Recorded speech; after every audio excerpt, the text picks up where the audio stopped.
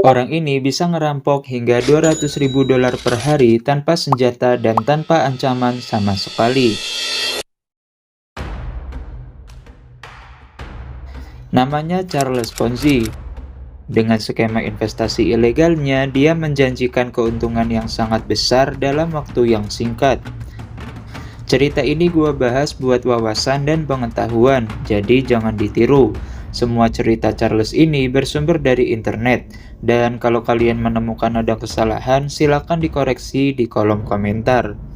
Tanpa banyak basa-basi lagi, ikuzo.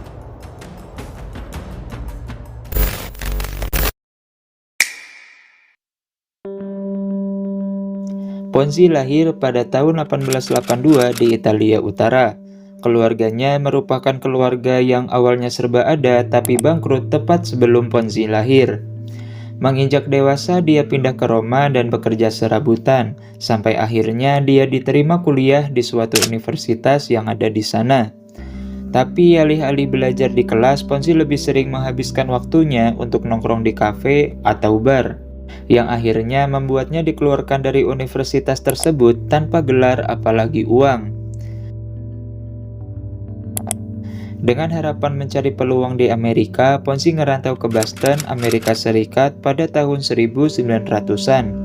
Di sana, dia bekerja layaknya seorang perantau pada umumnya, seperti pencuci piring, pelayan, dan pelukis papan nama. Tapi dia sering dipecat dari tempat kerjanya karena kedapatan mencuri dan menipu para pelanggan. Hingga akhirnya di tahun 1907 dia pindah ke Kanada dan menjadi karyawan di suatu bank yang melayani para imigran dari Italia. Dia naik pangkat dengan cepat karena pesona dan kemampuan bahasanya. Tapi pemilik bank tersebut ternyata melakukan skema penipuan yang membuat bank itu bangkrut dan Ponzi kembali jatuh miskin. Ponzi kembali melakukan kejahatan seperti pemalsuan cek dan penyelundupan imigran gelap dari Italia. Sebenarnya Ponzi ini udah pernah tobat dan menikah di tahun 1918, lalu menjalankan usaha toko kelontong milik mertuanya, tapi usahanya nggak ada yang berhasil. Kegagalan-kegagalan inilah yang mendorongnya untuk mencari skema cepat kaya yang akhirnya mengarah pada penipuan investasi besar yang kini dikenal sebagai skema Ponzi.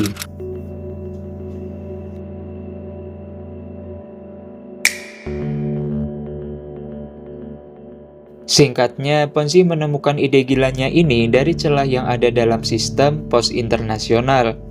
Dia menyadari kalau ternyata dia bisa membeli kupon balasan surat internasional atau IRC di negara dengan ekonomi yang lemah seperti Italia pada masa itu, lalu kemudian dijual lagi dengan harga yang lebih tinggi di Amerika Serikat.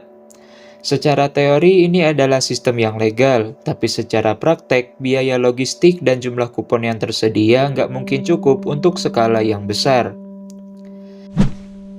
Akhirnya Ponzi mulai mencari para investor dengan mengiming-imingi mereka keuntungan 50% dalam waktu 1,5 bulan dan keuntungan hingga 100% dalam waktu 3 bulan. Tapi alih-alih beneran membeli kupon, Ponzi hanya menggunakan uang dari investor yang baru masuk untuk mengganti keuntungan investor lama. Selama skema ini tetap banyak peminat, Ponzi terus melakukan skema agar dia bisa terus mengganti keuntungan investor yang sudah ada. Mungkin di antara kalian ada yang masih bingung, kalau Ponzi terus mengganti uang investor lama pakai uang investor baru, lantas dari mana dia dapat untung? Oke, gimana kalau kita pakai analogi sederhana biar nggak salah paham? Bayangin ada satu orang, sebut saja orang pertama. Si Ponzi datang ke orang pertama dan bilang, kasih saya 100.000 sekarang, besok saya balikin jadi 150. Orang pertama pun percaya, lalu ngasih uang 100 itu ke Ponzi. Masalahnya, Ponzi ini gak punya bisnis, jadi buat ngebayar orang pertama, dia mencari orang lain. Keesokan harinya, Ponzi datang ke orang baru, sebut saja orang kedua dan orang ketiga. Masing-masing dari mereka juga diminta 100. Nah, maka sekarang uang yang dipegang Ponzi jadi 300. Dari uang 300 itu, 150-nya dipakai buat bayar orang pertama, sedangkan 150 sisanya masuk ke kantong Ponzi. Karena orang pertama senang, dia malah ngebalikin uangnya lagi dengan harapan besoknya bisa jadi lebih banyak dan ngasih tahu temennya yang lain. Begitulah seterusnya. Disinilah efek bola saljunya. Para korban tadi mulai mengenalkan investasi Ponzi yang cepat ini ke teman-temannya yang lain. Dan sebagian dari mereka memilih gak menarik uang mereka terlebih dulu karena prospek untungnya memuaskan.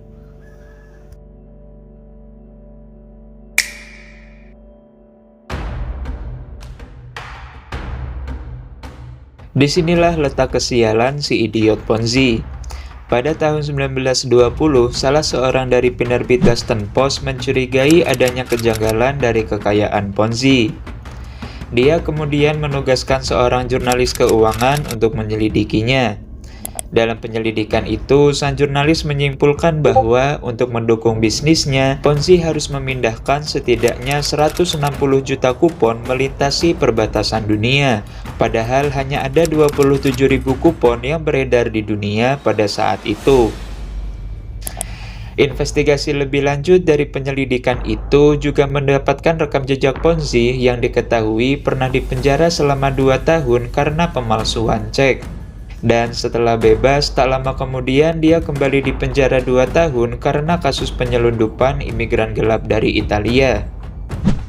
Terungkapnya rekam jejak Ponzi ini membuat para investor panik dan berbondong-bondong mendatangi kantor Ponzi untuk menarik uang mereka. Kepanikan itu pun gak berlangsung lama.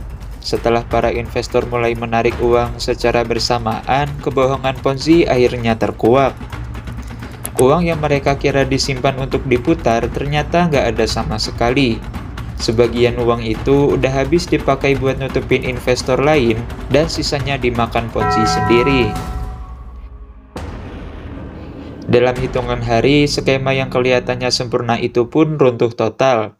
Charles Ponzi akhirnya ditangkap, diadili, dan dipenjara. Ribuan orang kehilangan tabungan hidup mereka, sementara Ponzi yang sempat hidup mewah kini kembali lagi ke titik nol.